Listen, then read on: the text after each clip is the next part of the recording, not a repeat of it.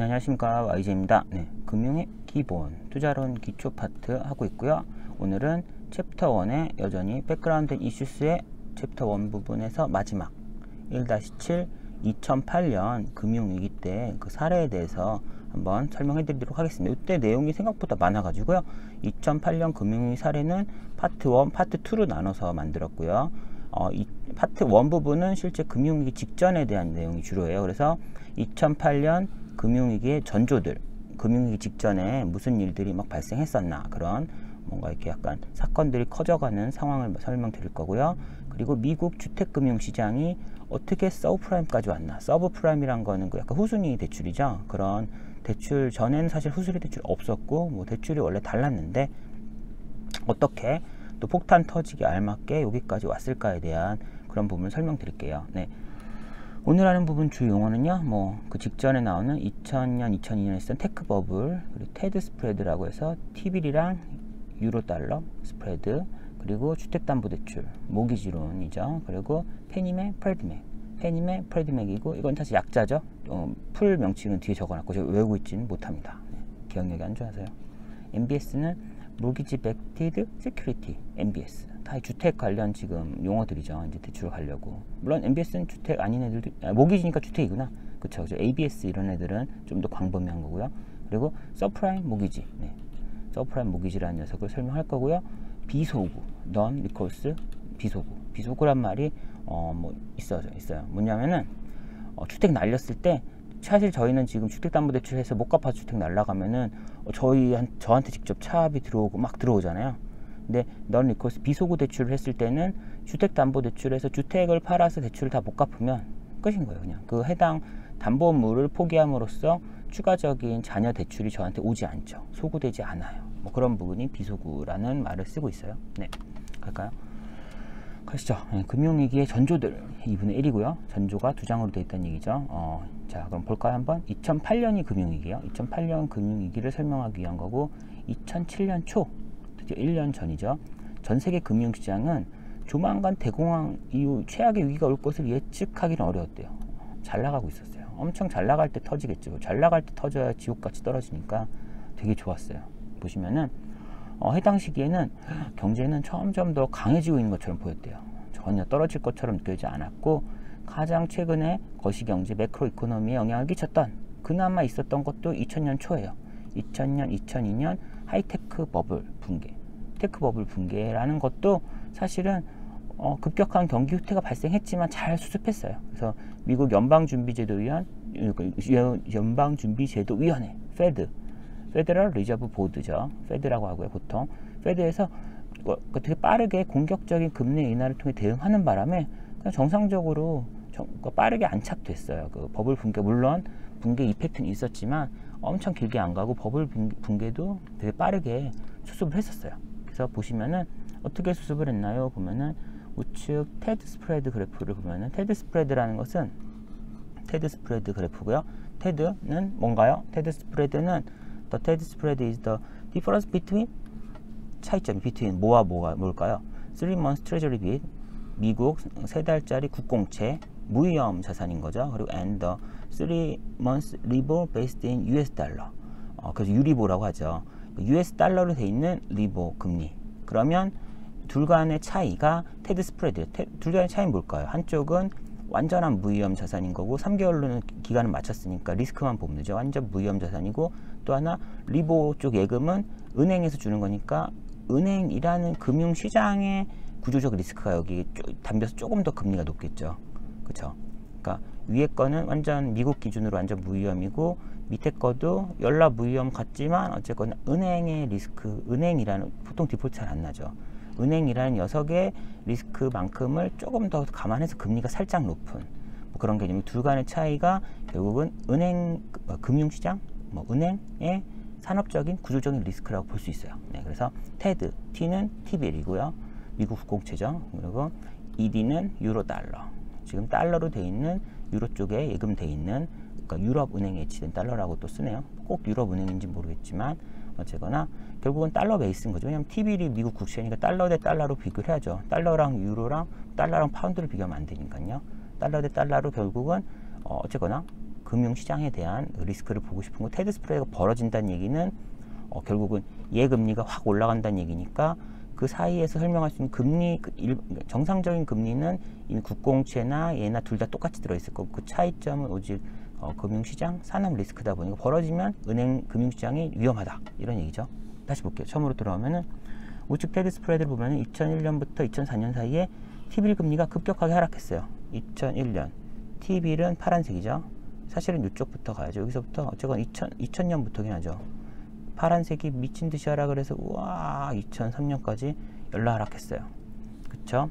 이에 따라 리보 레이트도 같이 하락했죠. 리보, 빨간색이 리보죠. 리보도 기본적으로는 기본적으로 금리를 따라가죠. 금리에 플러스 은행 리스크인데 기본 금리가 미친 떨어지면 얘도 같이 떨어지죠. 그쵸? 그렇게 된 거고요. 결국은 2003년에 주식시장, 이건 여기 그래프는 없어요. 2003년에 사실은 반등했어요. 그러니까 결국은 2001년, 2002년 사이에 지금 테크 버블이 터졌어요. 그래서 주식시장이 폭락했는데 2003년에 곧장 이제 반등하기 시작하고 2006년에는 이제 하락분을 대부분 회복했어요. 그래서 그 사이 테드의 대응이 성공적인 거로 보였어요. 왜냐면 생각보다 길게 안 갔으니까. 테드가 금리를 지금 테크 버블이 터지자마자 금리를 곧장 T빌 금리를 낮춘 거죠. 금리를 계속 낮춤으로써 대응을 한 거예요. 그럼으로써 지금 대응을 했고 결국 그게 빠른 시기에 주가가 다시 바로 다음 연도부터 반등됐다는 것 자체는 페드의 대응이 적절했다라고 이 당시부터 2007년까지도 생각하고 있었던 거죠. 그래서 금융시장의 리스크를 나타내는 테드 스프레드, 아까 말했죠. 그러니까 테드 스프레드니까요. 테드라는 T빌과 유로달러 사이의 스프레드는 결과적으로는 금융시장의 리스크, 은행 리스크 쪽을 말하는 거고요.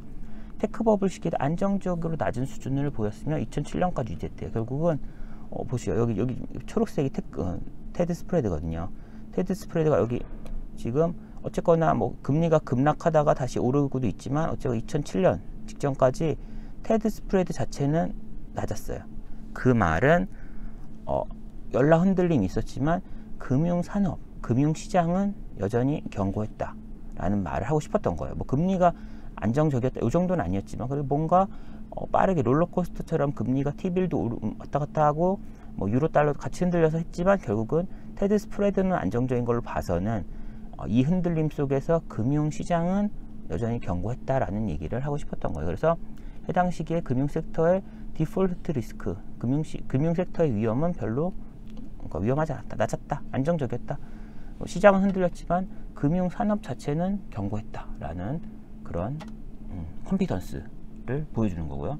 그리고 또 전조들 극단적으로 낮아진 금리, 아까 낮아졌죠. 다시 오르긴 했지만 2000년, 2002년 사이에 미친 듯이 내려갔잖아요. 그리고 경기 상황이 2003년부터 다시 안정적으로 올라갔어요. 그러니까 이거의 이펙트로 역사적인 주택시장 붐이 발생됐어요. 이렇게 될 줄은 몰랐죠. 페드에서도.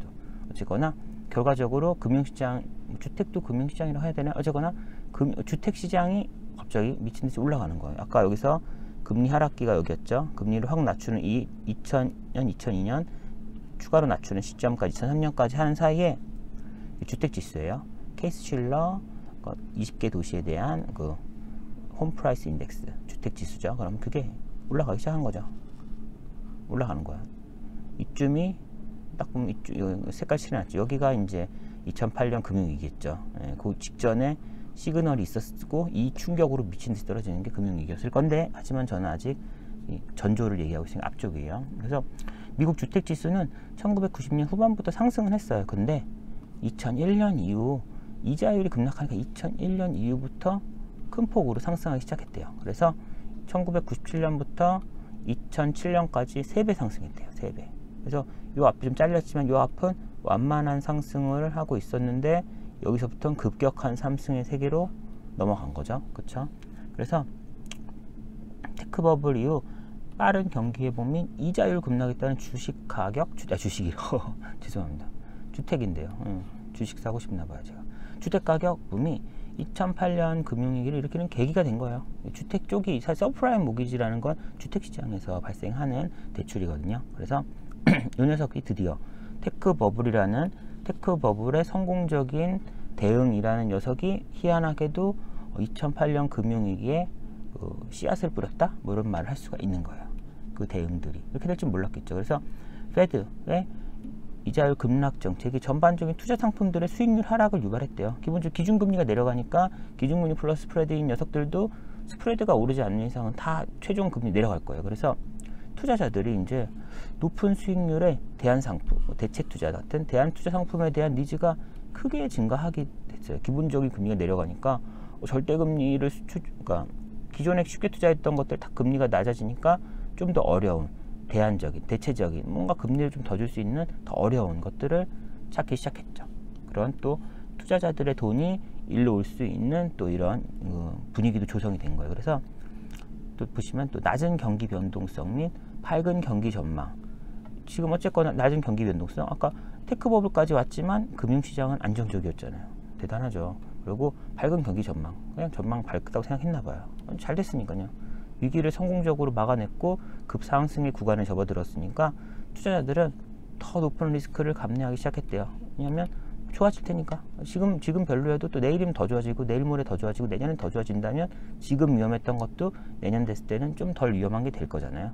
그래서 뭐 그런 긍정적인 전망을 통해서 더 높은 수익률의 상품, 더 위험한 리스크의 상품에 투자를 하게 됐대요. 그래서 또 점유율 강형인 거죠. 그래서 이러한 상황에서 미국 주택 관련 금융시장이 핵심 투자처래요. 최적의 투자처가 된 거예요. 그래서 드디어 2008년 금융위기에 씨앗들이 이곳저곳에서 퍼지고 있는 거죠. 보시면은 자, 그럼 이제 그 메인 주인공인 아까 테크버블에 의한 금리 하락, 그래서 주택시장 그 뭔가 힘을 줬다라는 그 인과관계 설명했고요. 또 그러면 이제 미국 주택금융시장은 어떤 놈이었는데 왜 갑자기 영향을 받았을까를 본다면은 이것도 길어요. 3분의 1, 3장이나 돼 있네요. 1970년 이전까지는 주택담보대출은 그냥 지역은행, 신용협동조, 그러니까 지역에 있는 지역에서의 뭐 은행 같은 애들이 지역 사람들의 예금을 모아서 그 예금을 근거로 지역 사람들한테 주택담보대출을 해주는 그런 지역 베이스의 로컬 은행들이 뭐 네이버후드 뱅크라고 그런 말 쓰는 것 같았어요. 그런 것들이 주된 뭐 대출 기관이었어요. 그래서 사람들은 보통 주택 소유를 위해 담보대출을 받았고 보통 30년 정도의 긴 기간 동안 대출을 받았대요. 그랬고 이 대출은 대부분 지역 금융기관 통해서 받았고 지역 금융기관은 또 지역 사람들의 예금이 모인 돈이고 그걸로 또 사람들한테 대출해주고 그런 거죠. 주택담보대출이 이 지역은행은 대부분의 자산이래요. 투자자산이. 뭐 그런 개념이고 30년 동안 열심히 갚는 개념이겠죠. 그래서 지역금융기관도 뭐 30년 동안 그러니까 빌려줘야 되니까 또 생각보다 돈이 얼마 없으니까 누군가가 다 갚으면 또 그 재원으로 다음 사람 빌려주고 예금이 좀 늘어나면 또 그 재원을 더 대출해주고 뭐 이런 식이었겠죠. 그러니까 대출이 엄청 빠르게 돌진 않았을 거예요. 한 명 빌려주면 30년 동안 그 사람 새로 안 빌릴 테니까 인구가 새롭게 증가되지 않는 이상은 막 열정적으로 신규 대출을 받는 사람이 많지는 않았겠죠. 네. 그랬고 1970년대 페니메, 드디어 페니메 약자가 나왔어요. FNMA고요. 페데랄이 주로 연방 그런 개념이죠. 페데럴 내션 FBI도 표잖아요. 페데럴 내셔널 모기지 어소시에이션 페니메고요. 그리고 프레디맥 FHLMC라는 약세 쓴대요. 모르겠어요. 본 적도 없어요. 프레디맥이라고만 읽어봤지 이쪽은 본 적도 없지만 어쨌거나 페데럴 홈론 모기지 코퍼레이션이고요. 그러니까 이쪽에서 이제 신규 대출 취급 금융기관으로부터 대규모의 대출 채권을 매입해서 아까 지역은행들한테서 대부분을 매입한 다음에 이를 풀링해서 다 묶어버려요. 그러니까 한 1000명, 10,000명, 10,000명에 대한 다양한 대출을 다 사서 그거를 하나의 틀에 넣어서 하나의 금융상품화한 거죠. 예를 들어 1억짜리 대출을 100명을 모으면 100억짜리 어떤 자산, 투자 대출이 되잖아요. 이거를 투자자들한테 뭐 50억 받아서 투자를 할 수 있는 상품. 투자자들은 1억짜리는 너무 작아서 못 하거든요. 100억, 1000억으로 만들어서 투자자들이 할 수 있는 100억 단위 이상의 그런 한 묶음 상품으로 만들어서 투자자들이 투자할 수 있게 뭐 그런 개념을 한 거예요. 그래서 풀링해서 묶어서 금융자산처럼 거래 가능하도록 구조화하면서 미국 주택금융시장이 바뀌기 시작했어요. 1970년부터. 이건 앞쪽이죠. 이것도 씨앗은 되게 옛날에 부러졌네요. 그래서 주택담보대출을 기초자산으로 풀링하여 합친다는 거죠. 풀을 만든다는 거죠. 인재풀을 만든다. 그럼 사람들은 뽑으려면은 뭐 뽑을 수 있는 인재풀을 미리 세팅한다면 뭐 100명, 1000명 뭘 받아서 사람들의 풀을 만들어서 거기서 사람을 필요한 사람 뽑잖아요. 그런 개념으로 뭔가를 많이 이제 섞어놓고 모아놓는 게 풀링이잖아요. 그래서 이러한 상품의 이름은 MBS, Mortgage Backed Security. 이 풀링한 아까 100억짜리 상품에 근원은 모기지들이잖아요. 모기지가 받쳐준 모기지의 담보니까 모기지 백티드. 모기지를 근거로 하는 100억짜리 MBS, 1000억짜리 MBS인 거죠. 불리기 시작했고요. 시큐리티이기 때문에 이거는 쪼개서 팔 수 있는 거예요. 이제 금융상품처럼 사고팔고가 가능해요. 그래서 이런 프로세스를 증권화, 시큐리타이제이션, 증권화라고 했어요. 증권화 했으면 이건 어떻게 쪼개 팔고 사고 나서 다시 또 누구한테 팔 수도 있고 이렇게 거래가 가능한 그런 상품화가 된 거예요. 그래서 증권화고, 증권화가 영어로 뭘까요? 라면 pulling loan into standardized securities backed by those loans which can then be traded like other security. 결국은 어쨌거나 대출에 의해서 backed 된 MBS라는 말 그대로 backed 된 standardized security, 거래 가능하게 규격화된 증권이에요. 론이 풀링 된 거 가지고 결국은 증권화라는 결과값인 거죠. 증권화를 해서 이제 사고 팔 수 있는 상품이 돼버린 거예요. 그러니까 투자자들이 접근 가능하게 된 거죠. 그래서 투자 상품이 될 수 있는 거예요. 결국은 프레디맥과 페니맥은 신규로 취급한 주택담보대출의 50% 이상을 그 대출을 가져가서 상품을 만들어버리는 주택담보대출 시장의 괴물이 돼버렸대요. 괴물. 뭔가 영어를 제가 해석을 괴물로 했는데 그 용어가 괴물 같은 무슨 명칭이었어요. 하지만 기억은 안 나요. 그래서 어떻게 된가요? 일단은 프로세스를 볼까요? 그럼 프레디맥 페니맥의 이런 시큐리타이제이션의 프로세스는 요 표예요. 네모난 표 보시면은 캐시플로우 인어 몰기지 패스스루 시큐리티라는 패스스루 방식의 구조의 패스스루는 넘겨주는 거죠. 날 스쳐 지나가는 건데요. 뭐냐면 결국은 원래는 주택 소유주와 대출 취급 기간 둘만의 관계였죠. 그래서 지금 100K 0.1 밀리언 1.2억 원쯤 되려나요? 요 100K 달러를 빌린다. 집 살려고 빌린다고 하면은 빌려주고, 보통은 당연히 빌려주고 원금 이자를 받았죠. 제가 대출 취급 기간은, 그쵸? 전 100억 빌려주고 1억 할게요. 1억 빌려주고, 아니 10K 빌려주고 100K 빌려주고서 100K에 대한 원금 이자를 30년 동안 막 받은 거죠. 그랬는데 그게 아니라 요거를 요 대출 채권은 프레디맥 페니맥 사준대요. 그럼 제가 100억의 예금을 가지고 100억의 대출을 해줬어요. 근데 이 100억을 얘한테 팔았어요. 다시 팔고서 수익은 팔면서 약간의 프리미엄을 먹었겠죠. 그래서 대출을 팔아버리면 전 다시 100억을 받았잖아요. 페니맥 프레디맥한테. 그러니까 다시 또 대출을 해줄 수가 있는 거예요. 여유 자금이 순식간에 생기는 거죠. 넘기자마자. 그래서 넘겨주면 사실상 프레디맥 페니맥이 100K를 대출한 게 되는 거죠. 근데 이거를 풀링해서 또 투자자들한테 팔았어요. 결국은 궁극적으로 투자자들이 요 100K를 투자한 게 되는 거죠. 결국은 대출 취급 기관과 프레디맥 페니맥은 자기 돈이 안 들어간 거죠. 그대로 그 무거운 100K라는 녀석을 뒤로 넘기고 해서 궁극적으로는 투자자의 100K라는 투자금이 주택 소유주한테 100K라는 대출금으로 간 거죠. 실제 돈을 쓴 사람은 얘고, 그 돈을 빌려준 사람은 얘고, 돈을 쓴 사람은 얘고, 얘네들은 사실상 패스스루 지나가는 도관체적인 역할을 한 거고요. 그렇다면 이게 주택 소유주가 원금 이자를 주죠. 원금 이자를 주면은 대출 취급 기간도 역시 여전히 그래도 관리는 해야 돼요. 왜냐하면 해당 지역에 뭐 수만 명, 수천 명을 하고 해당 지역 은행이 그 이자 받고 이런 관리가 잘 되잖아요. 그래서 수수료를 좀 주면서 해당 은행은 이 메인 대출 채권을 넘겼지만 관리 업무는 해요. 그래서 이자 원금 받고 넘겨주는 역할에서 이자 원금을 받아서 이제 아까 페니맥 프레디맥한테 넘겨주는데 서비스ing 피를 빼요.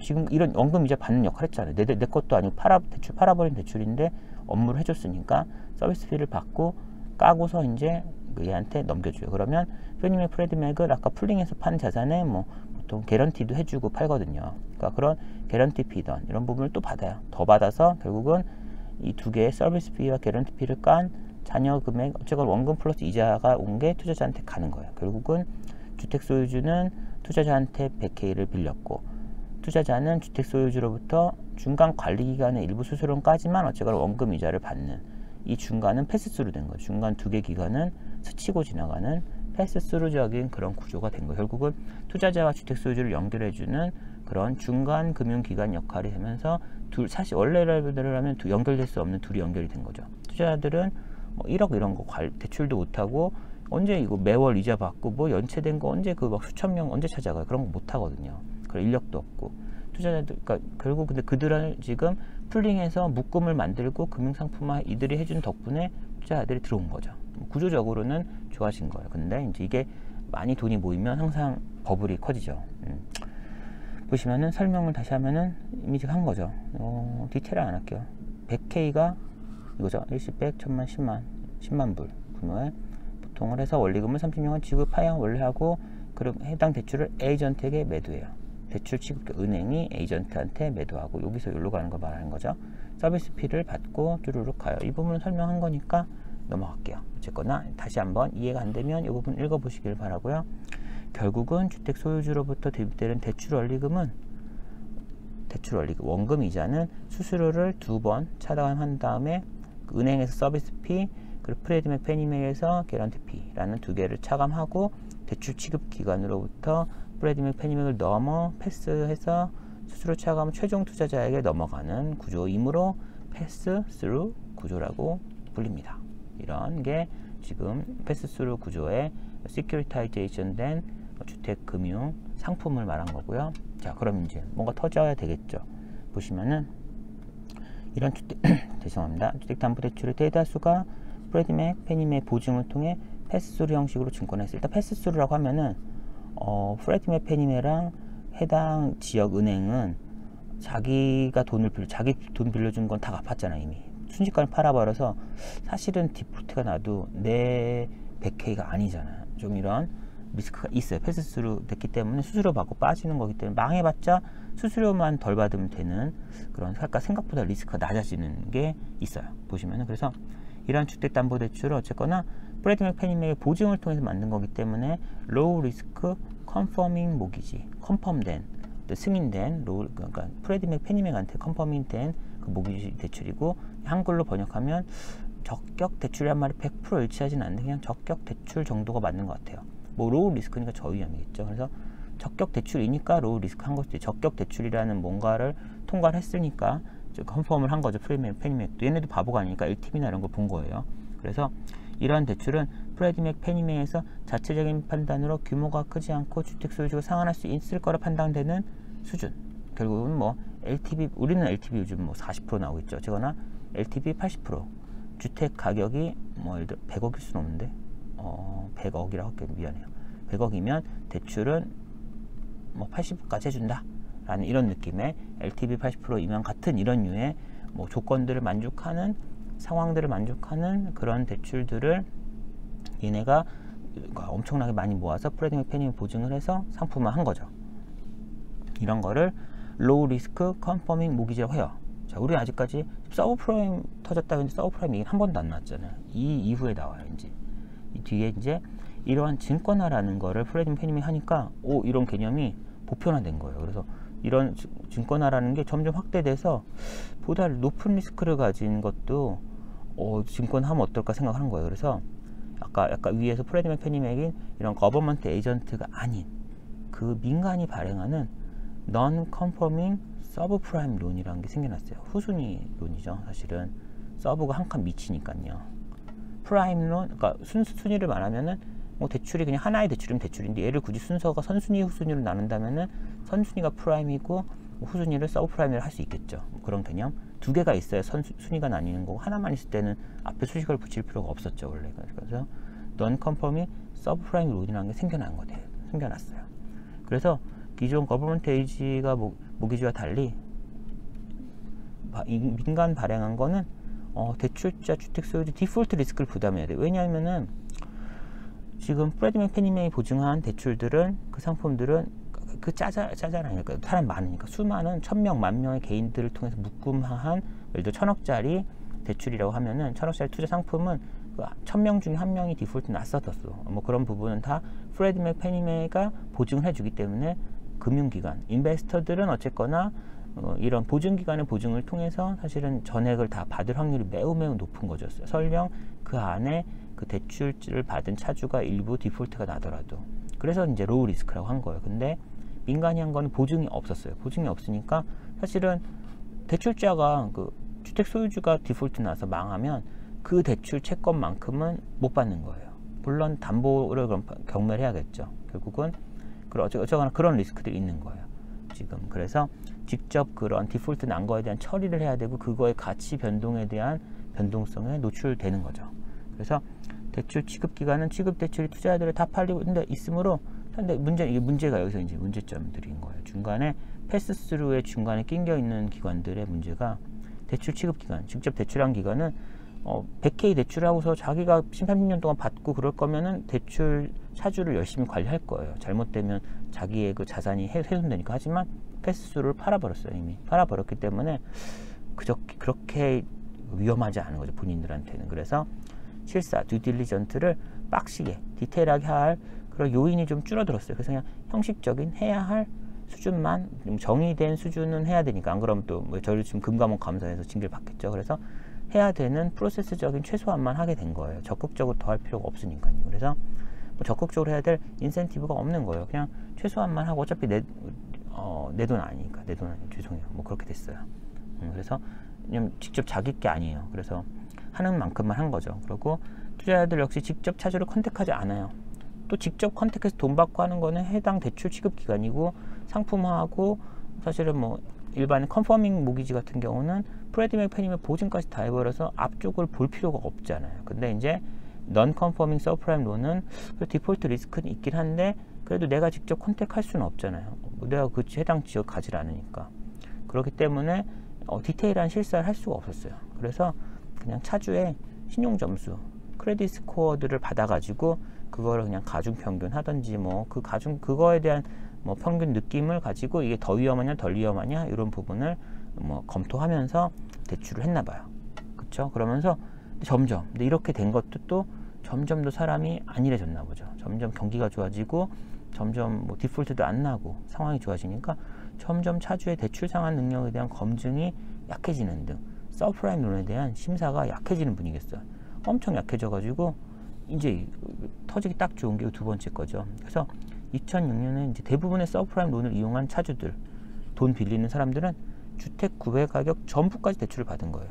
예를 들어서 제가 5억짜리 집을 사면은 뭐 선순위 대출로 뭐 한 4억을 받아요. 예를 들어 80% 4억을 받고, 이게 그리고 후순위 대출 서브프라임으로 1억을 받아요. 그래서 합쳐서 저는 5억을 다 몽창 빌린 거예요. 내 돈 하나도 없이 5억의 집을 사는 거죠. 그러면 이제 사는 사람들도 약간 그 리스크가 좀 윤리적 문제가 생겨요. 보시면 바로 뒤에 나오는데요. 결국은 2007년 하반에 주택 가격이 하락하자 높은 레버리지, 그냥 레버리지 100%인 거죠. 끝까지 레버리지를 미친 듯이 당긴 대출 대부분이 당연히 100의 집을 샀는데 100의 대출을 받았는데 100의 집이 1%라 떨어져서 99라도 되면은 일단 100의 대출에 대한 상환 능력은 기스가 나는 거잖아요.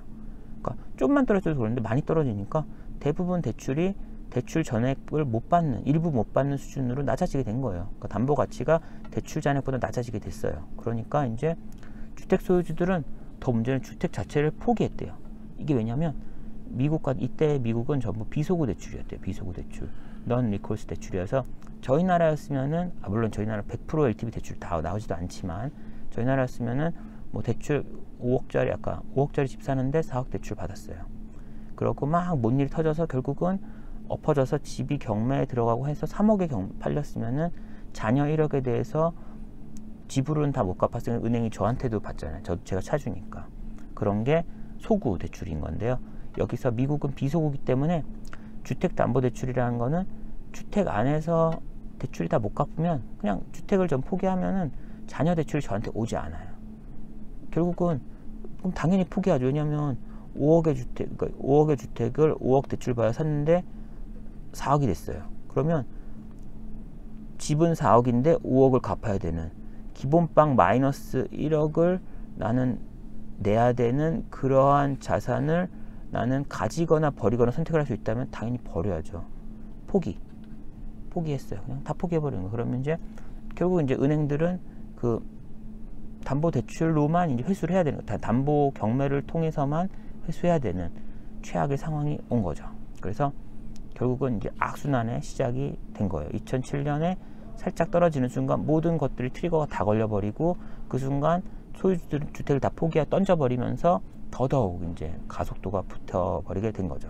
그래서 모기지 증권에 급격한 손실이 발생하게 되었습니다. 는 얘기고요.